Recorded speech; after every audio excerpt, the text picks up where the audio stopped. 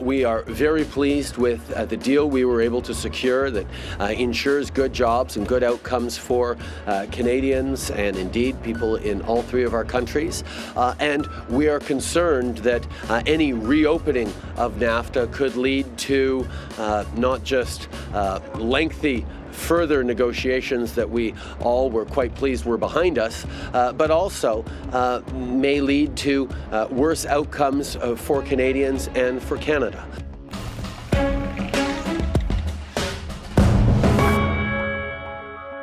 Justin Trudeau is wrapping up his visit to Washington as we speak. He met with U.S. President Donald Trump and Speaker of the House Nancy Pelosi to talk trade as the U.S. and Canada work to ratify the new North American Free Trade Deal. Trudeau also asked the U.S. for support in Canada's ongoing dispute with China. Here's some of how the day played out.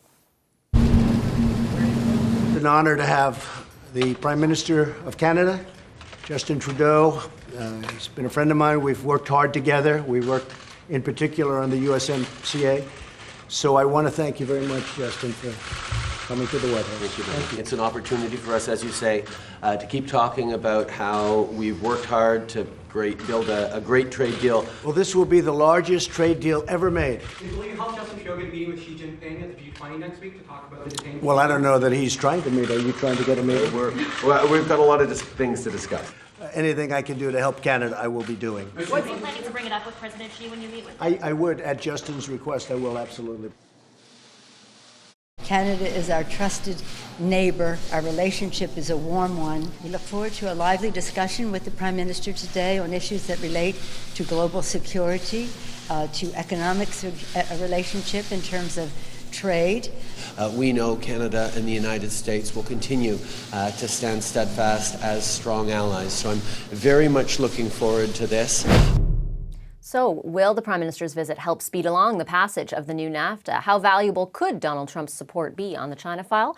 Eric Miller is a global fellow at the Woodrow Wilson Centre. Colin Robertson is a former diplomat and the vice president of the Canadian Global Affairs Institute. They both join me here in studio. Hello to both of you. Thanks for your time today. Thanks for having me here, Vassy. Mr. Robertson, I'm going to start with you, and I want to pick up on the question around China specifically. We heard that clip there from the president essentially saying, yeah, I'll bring up the issue of Michael Kovrig and Michael Spavor, the two Canadians who are detained there, if the Prime Minister asks. Talk a bit about the significance of that, if you don't mind. That's very significant because the Chinese will have heard that, and it's already been raised as a result of Canadian ask of the Europeans. The Europeans have raised it. I think the Chinese are a bit surprised that there is growing a broader support, and Donald Trump was very important for him to say this today because, again, that's heard by Xi Jinping and those around him, that we're not just letting this go, and Canada's not alone in this.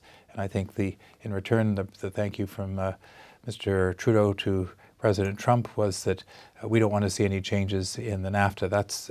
That's correct, and that's something Mr. Trump wants to hear as he's negotiating with Nancy Pelosi. But the reality is, if the Democrats do decide to make some changes, and I don't think, from what I read of Nancy Pelosi, I don't think she's been able to reconcile within her broader caucus where they're at, but the changes would take place just as they took place with the original NAFTA when Bill Clinton and Jean Chrétien replaced Brian Mulroney and George H.W. Bush. We added side letters on environment and labor. Yeah, I want to pick up on the NAFTA discussion in a second, but just to follow up on the issue of China, should Canadians be skeptical at all about the sort of ability of the president to actually do what he's saying he's going to do? I mean, there's a lot of, and to be fair to him, there's a lot of factors, a lot of things he has to talk to the president of China about as well. So he said that he would raise the issue, and this is important, because the key issue going into this meeting was, is the United States going to be a friend or is it going to be an ally?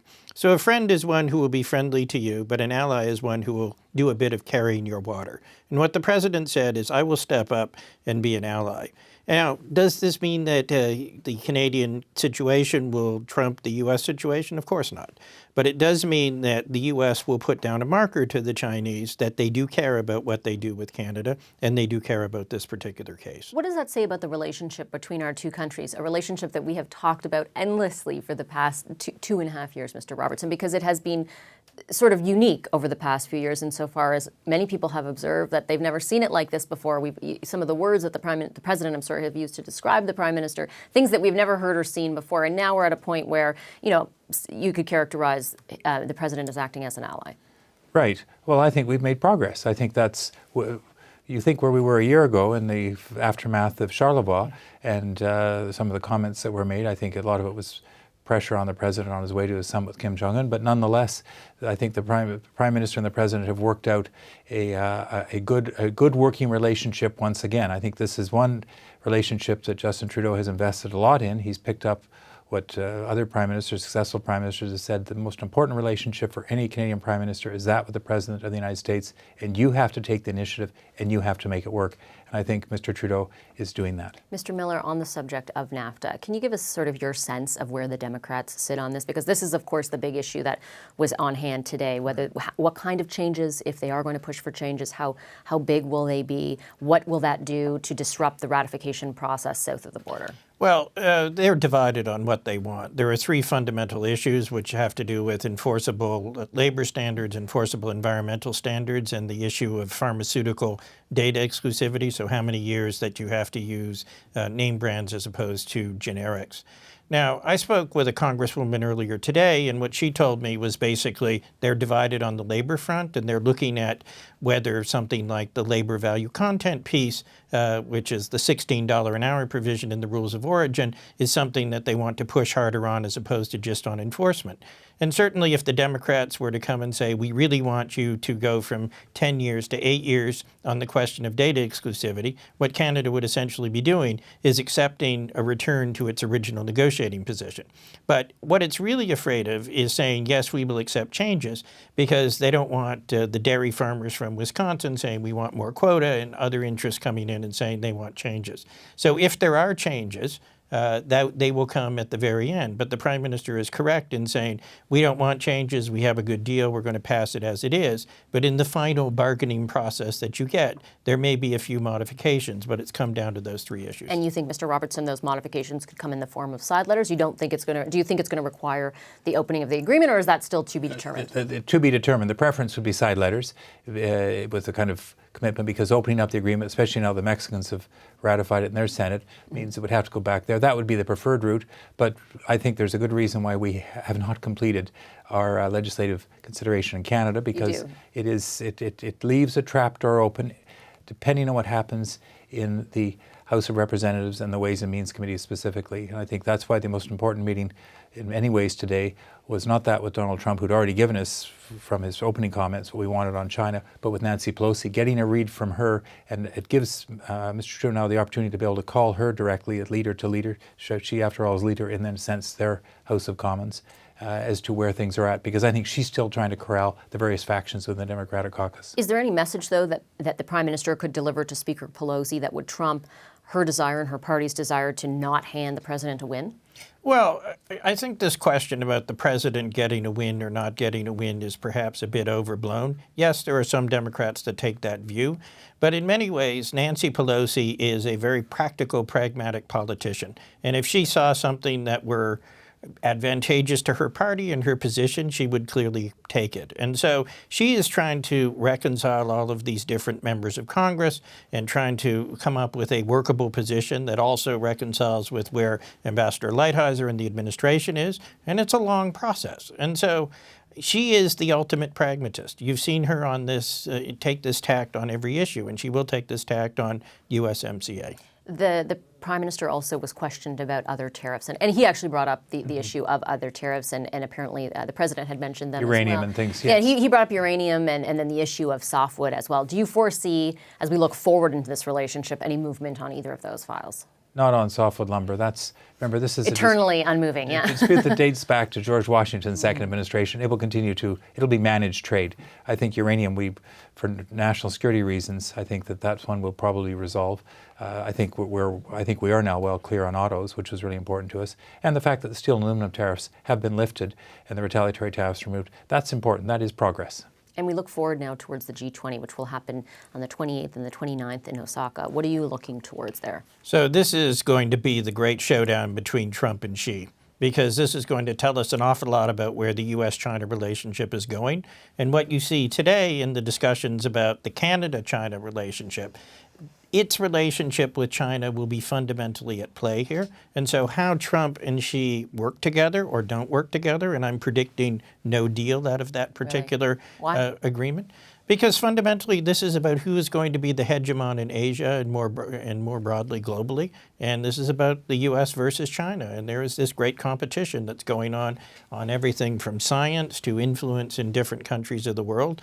And you see no basis for support. Also in Washington, the one true bipartisan issue is desire to get tough with China. Right. And so why would President Trump want to make a deal with China, which would be imperfect, and he would have to explain a year plus before a presidential election? I don't see it. What are you looking towards when it comes to the G20? Do you agree that it'll likely be kind of all the spotlight will be on that meeting? Well, I think also the Khashoggi report that's come out, and I think that growth and stability will be what they will commit to. It'll be, in a sense, follow up to what happened last year in Buenos Aires.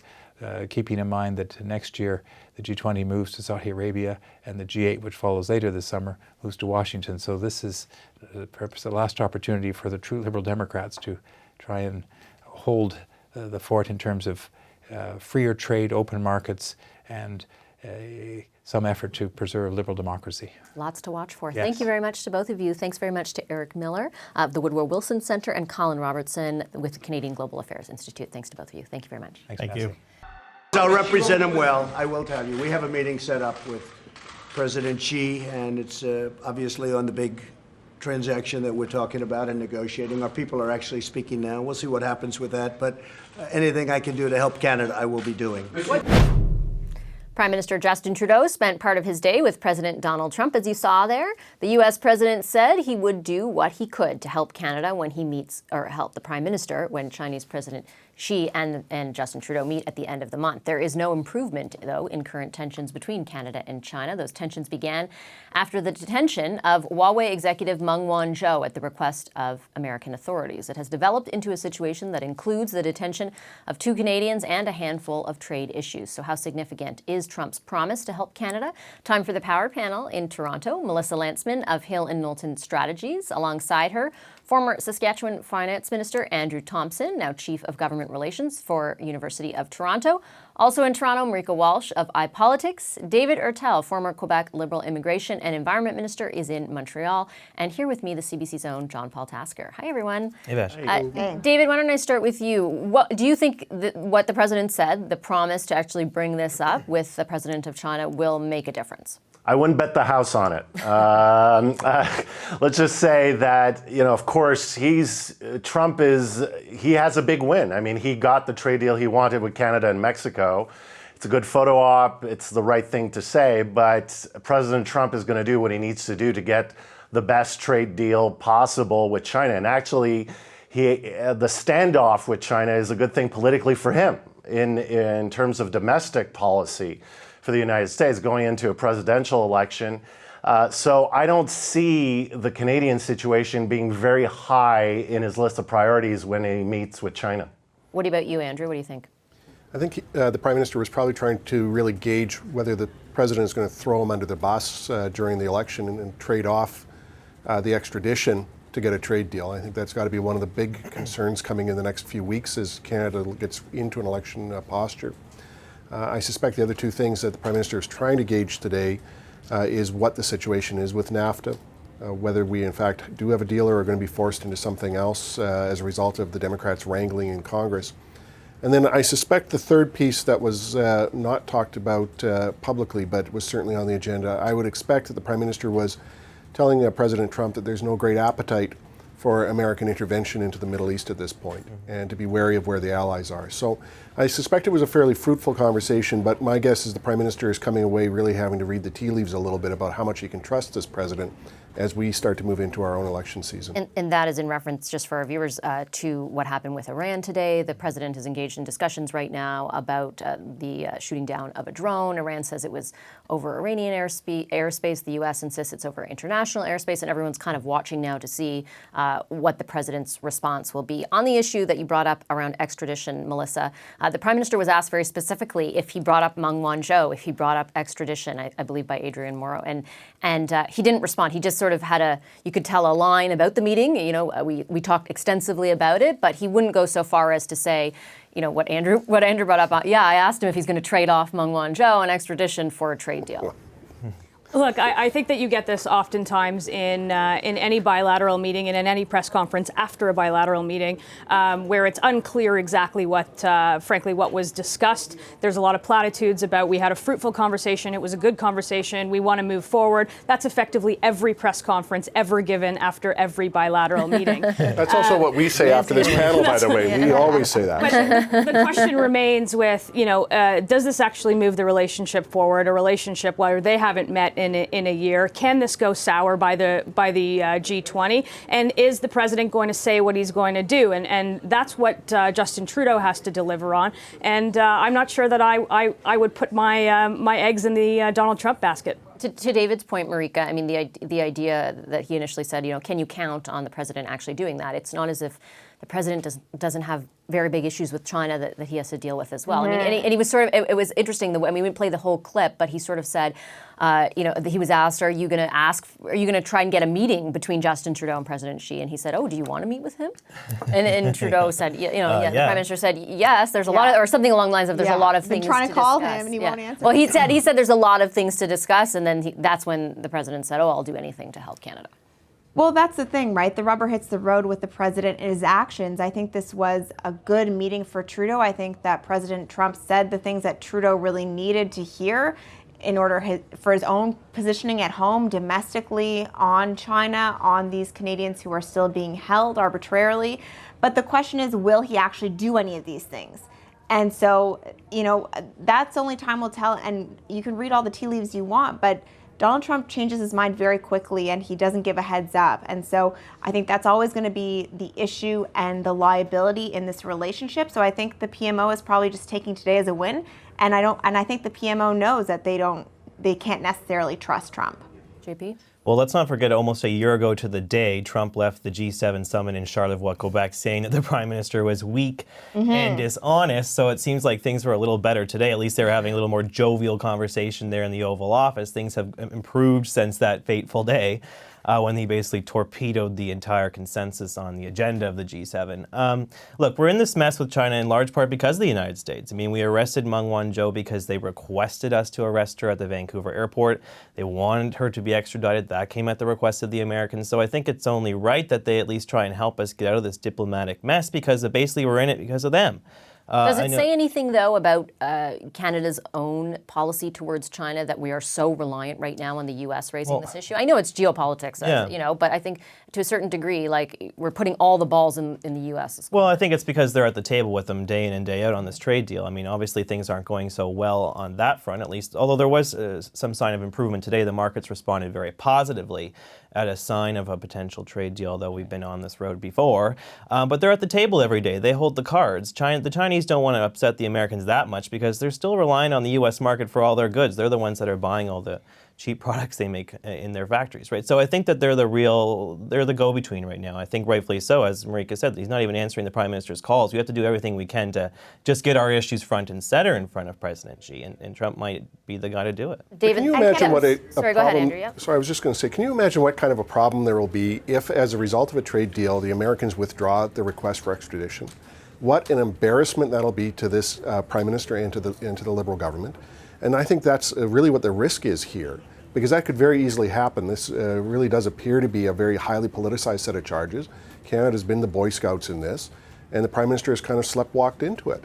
And I think that's But how would he have any control over it? I mean, if you get an extradition order, don't you have to follow it? Well, you have to assume that maybe we have a slightly more sophisticated approach to global affairs than just watching CNN and Fox News.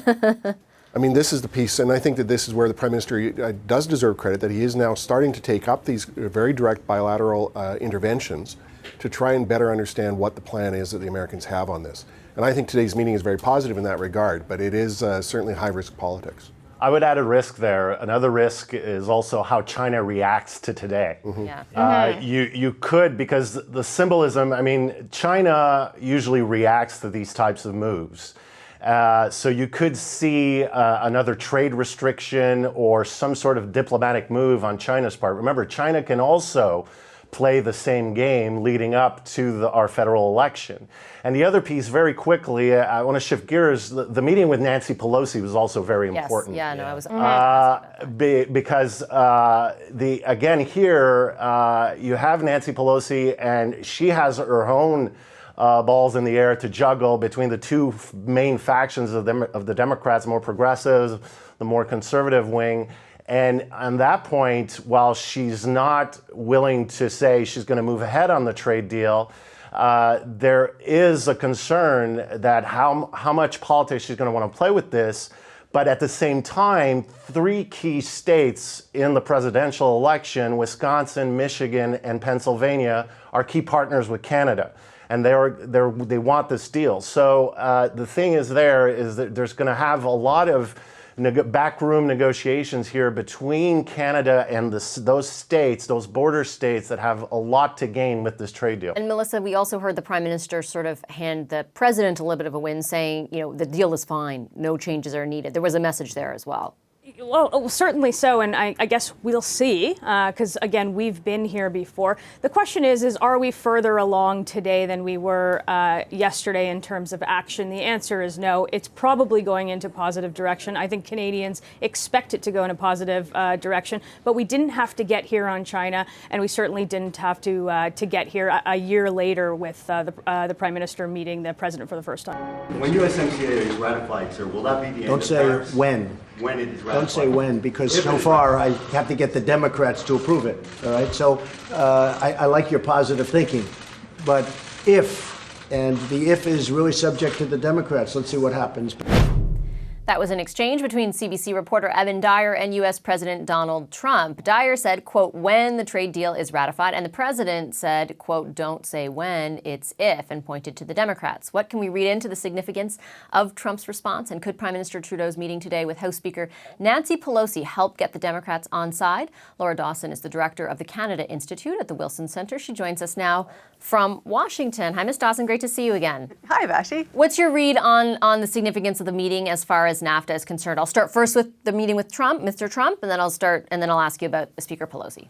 Sure. So I think the immediate significance is that it was a really important and successful meeting for Prime Minister Trudeau. I think they did everything that they came down to do with the U.S. administration, and I actually think we're turning a page in the relationship. It's a much more mature relationship. It's no longer those sort of pop star liberals coming down and talking to the progressives.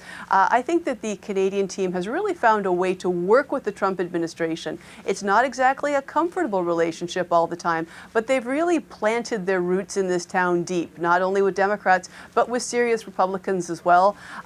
They've got strong ties with the State Department, in the foreign policy community, in the defense community. So I think that as far as the USMCA and the immediate trade concerns go, this is a very successful relationship. We've still got a lot on our plate in terms of China and other foreign policy concerns. As we all noted, the NAFTA, the USMCA, is not a done deal yet.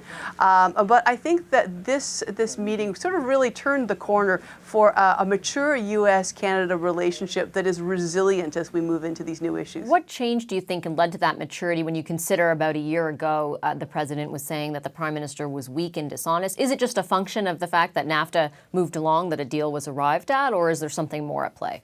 A couple of things. The thing that we've discussed before on your show is the maple donut offensive, or the maple charm offensive, where under the leadership of David McNaughton, the ambassador here, and Chrystia Freeland, Canada really extended its network and its ties throughout the United States at the governor's level, at the state legislatures, with the business community, with Republicans. They brought everybody down to the United States to reinforce the importance of the relationship. I think they've been very successful successful at doing that. Also, something the Canadians have been quite assiduous about doing is not escalating. When they get into a war of words, Chrystia Freeland in particular, she will not go low. She, as Michelle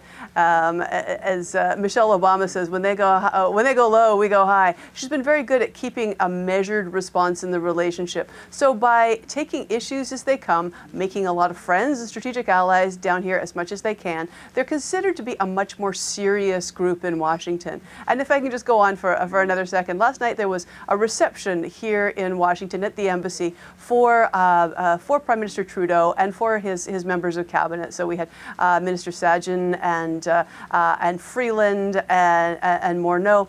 And that reception was the movers and the shakers of Washington. They're no longer at the kids' table. This was Nancy Pelosi, senior Republican congressman, senior Democratic congressman, the president of the U.S. Chamber of Commerce, Christine Lagarde from the IMF, and of course Kelly Knight Craft, who had spent the day in some very difficult hearings, confirmation hearings, and then she showed up at this reception. Not only that, but she dressed 6 of her grandchildren in Raptors jerseys to meet the Prime Minister's plane when it touched down in D.C. So it was quite a welcome. What do you think the message from the Prime Minister to Speaker Pelosi was today?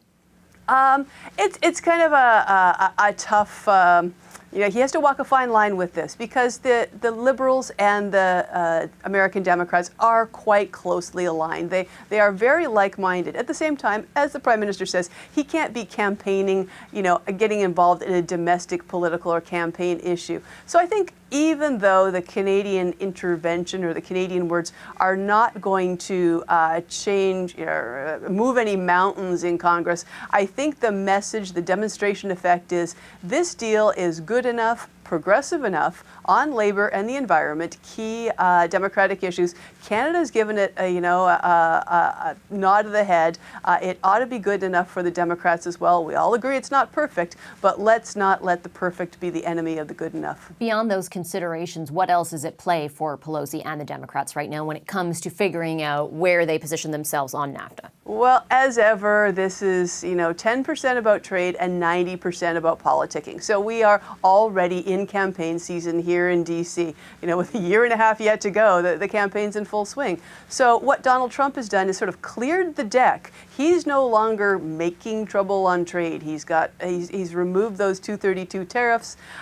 He's done everything that he can do on the NAFTA negotiations, and he's put the ball squarely in Nancy Pelosi's court. And I think if he can't get a win right away on USMCA through the legislature, he'd be just as happy to go out on the road and campaign and say, hey, American automakers, auto workers, too bad you don't have those jobs through the USMCA. That's Nancy Pelosi's fault. Hey, farmers, you could have had a lot more great market access, but too bad, it's Nancy Pelosi's fault. So again, in a political sense, Nancy Pelosi does not want to give the president a win right now, but if she allows the USMCA to sit fallow in the legislature, then she and her Democratic colleagues might end up wearing this through the campaign, which could be even worse. So given all those considerations, and we've had a wide range of guesses on this show, but what are your expectations for ratification in the U.S. then? So I've really been a foot dragger on this. I just see the U.S. system as being so complex,